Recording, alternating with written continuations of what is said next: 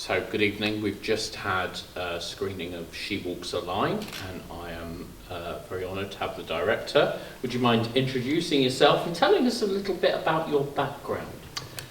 Well, thank you for screening the film. Thank you for coming to watch the film. My name's Tim. I've worked in film and television for probably 30 years or so. For many, many years my craft was a film editor, and that's really where I learned my trade in filmmaking. I think Edit Suites is perhaps one of the best places to be if you want to learn the mechanics of filmmaking and how you create sequences and how you stitch those sequences together. So the mechanics of what you need to make a film. Yeah. So can you talk to us a bit about how you came to this project? You know, what was the light bulb moment and everything that came from there? I've always been fascinated by stories of people who have lost their voice in this world. Issues where people are suffering terribly, but no one hears that suffering.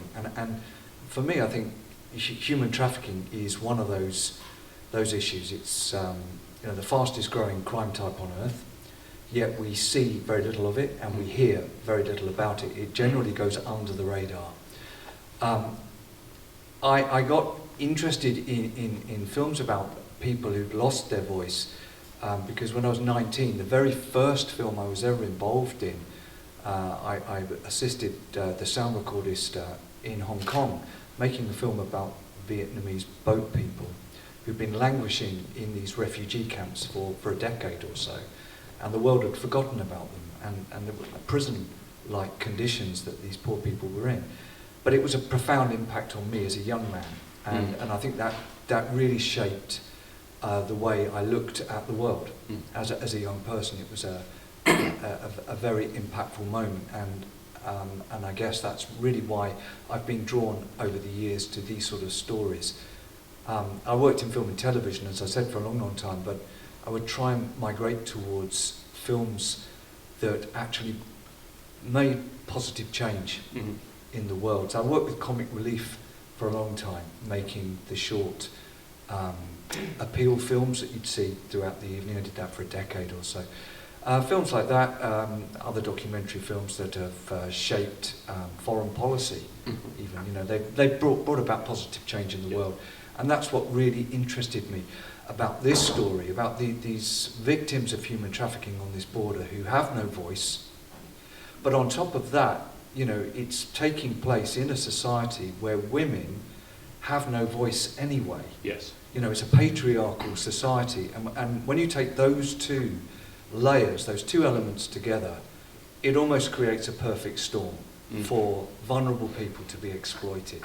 And that's why I felt that this story needed to be told, and these incredible women on that border needed to have their voices heard. They deserve to be heard by the world. And I appreciate that you're making a film and therefore you're getting the word out there. And sorry, this is a bit of a kind of touchy situation, but at the moment that you're filming that, you are going home and knowing full well that at that moment in time, there's no change as a result. How do you balance that emotionally? My great hope in making this film is that it does, over a period of time, bring about change. That's why I've made the film. That is my hope, that enough people will see the film and will start a discussion in our own cultures, in our own societies, in our own communities about the issue of human trafficking. There are 50 million people globally now living in modern day slavery. 50 million. In the last 12 months, 300 million children were subjected to sexual exploitation online. 300 million. This is a fast-growing crime type, and the world is not doing enough about the problem. It's not talking about the issue. It takes place on every high street, in every town, in every community, in every country. That is the scale of the problem we're talking about. So my hope is people start talking about it. The world finds its voice and it demands change. It puts pressure on governments to call other countries, to call our own communities to account with this issue and bring about positive change to rescue precious lives like this. That's my hope. Yeah. It's tragic, I feel, that probably around the same time you were shooting this, that there were so many women in power, like the top jobs in their country, and yet this is allowed to go on specifically in this area. And I mean, how, you know, it's like the weight of that whole process, to know that there are so many different lines of how women are treated. Yeah. And yes, what you're doing is fantastic, because you're getting out there and you're telling the story. And you know, when I saw your film, I think I saw your film last year, and I just thought to myself, you know, that the difference that is happening here, like you're literally almost like walking beyond a point, and that point is the difference. You know, you're walking the line, Yeah. and that is, you know, it's almost life or death, isn't Yeah, it? it is. And to know, as I said, to know that there's so many women in power elsewhere. What can you give us? You know, we've ended on kind of a tragic note, but I'm assuming that since you've shot the film, there's been some level of update. You've heard some elements. Yeah. Is there anything positive that you can give us that's happened post-film? Yeah, tremendously positive. I mean, every single day on that border, there are about 25 checkpoints now run by these women. They're covering 500 miles of that 1,000-mile border. So at the busiest crossing points, they now have a presence. So that's really, really positive. The film is helping fund that. So people have seen the film. People have, after screenings, people have asked me, how can they support the work? So more people are funding through the anti-human trafficking organisation who largely fund all of that. More people are funding the work. That means more border stations can be opened, more lives can be saved. They're definitely impacting in a positive way the issue along that border. What they want to do is cover the whole 1,000-mile stretch. Yes. That's what they want to do. So my great hope is with this film that, you know, enough people will see it, enough people will want to get involved in this fight, and they will help. You know, the vision that Shanta has, we'll see that come to fruition. In terms of the children, you know, the organisation are still in close communication with the families, which is good. They try and keep those kids on their radar for up to 2 years after they've been repatriated, just to make sure that they're still free from exploitation. So that's very commendable. They have some challenges, oftentimes because people swap out their SIMs in other countries far more regularly than we do. I've had the same number for 27 years or more, you know, but you know, some of these young people are just swapping them out because they get a cheaper deal the following week, you know. So that is a headache, that is a challenge for them, but they are in touch with these children, and we know that they're safe and well. And the 9-year-old girl who you saw, who they placed into the education system, into a residential school, she is going to stay much longer term with the organisation, because there was no one to send her home to. Yeah. You know, her parents have abandoned her, and she was completely on her own. So they'll look after her until she's of an age where she can become independent.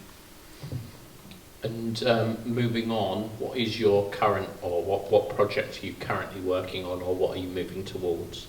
I'm working on another anti-human trafficking film, actually. So this seems to be the direction my life has taken.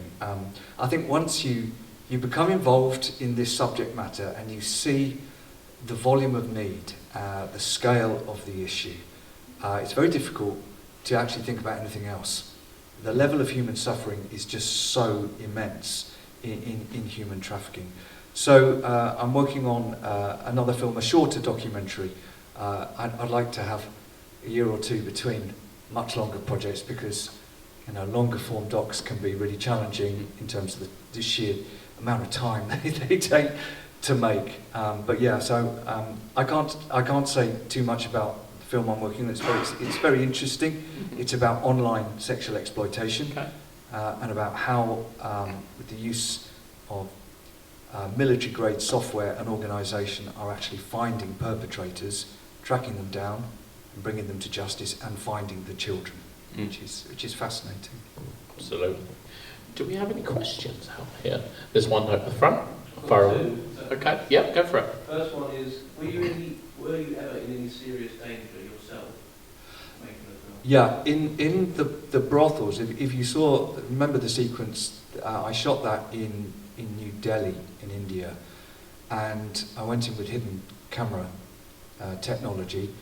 I went in not on my own, that would have been completely dangerous and inappropriate. I went with an anti-human trafficking organisation who were running a surveillance operation looking for some 13 and 14-year-old children in those brothels. And the brothels are in an area in New Delhi called GB Road. There's a whole stretch of these brothels, and there's basically just one door in, and it's the same door out. And they're on multiple levels, so about 5 or 6 floors. And they're like a labyrinth. Off each floor there are multiple rooms, and in every one of those rooms are multiple girls being sold for sex. If we had been discovered in there filming, they would have killed us. There is no doubt. No doubt at all. They were under the protection of high-ranking people, and we escaped a raid on one of the brothels by about 5 minutes. We had to move quickly through that place, and within 5 minutes or so of leaving, there was a police raid. And I thought, at the time, being quite naive, I thought, well, that's a good thing, they're raiding this place. And they said, no, they're looking for you. So that's the level of threat, and that's how corrupt and how networked human trafficking is. It goes to the very, very top. And a lot of important people can make an awful lot of money. So yeah, that was high risk. On the actual border itself, the women are at risk daily. Trafficking gangs threaten them all the time. They're often told that they'll be sending hitmen across the border to kill them. They just threaten them. Yeah, they sort of intimidate them in an attempt to discourage them from doing what they do. Truly devastating to think that people go through that sort of stuff in this day and age, where we talk about humanity and whatever else, and then you're down a road where there is no humanity. What was your second question? It's more to do with the craft. So you mentioned you're an editor, right? Yeah. How do you know in a documentary when it's finished? And how much footage do you shoot and how do you cut that down? Yeah, I mean, when you've been in an edit suite as long as I have, when you shoot, you're seeing sequences in your mind as you shoot. You're almost editing in your mind. I was confident when the 3 stories, I followed 4 stories, and one I cut from the film ultimately just because of time. But when I followed those stories for the time that I was on the ground there, I felt that I'd reached a good full stop on all of those stories. So I felt confident that I could then come home and start the editing process. But you can go with all sorts of ideas how this film is going to be shaped and what your vision is. But it's when you get into the edit that oftentimes that can change radically, because you might not get the footage that you thought you were going to get, or the stories might be very, very different. But actually, with this film, what I'd hoped to achieve in terms of amplifying the voices of the victims and of the women doing this courageous work, I felt that that was all captured without any sort of complication. I felt I got that together well, and in terms of how the edit came together, it seemed to fall into place very easily. Sometimes feature docs, you can be in an edit for over a year trying to make it work. But this was a sequence of events that happened in a linear order. And as such, you know, there was nothing too clever to do in the edit in terms of moving things around. I just followed those sequences through. So this, I thought the ending actually, it almost told itself, really. Yeah. Where have you got any other festivals lined up for future screenings? Yeah, it's certainly submitted to more festivals. And I'm waiting at the moment. In fact, I'm hoping to hear today for one in the States, which is the Nepali America Festival.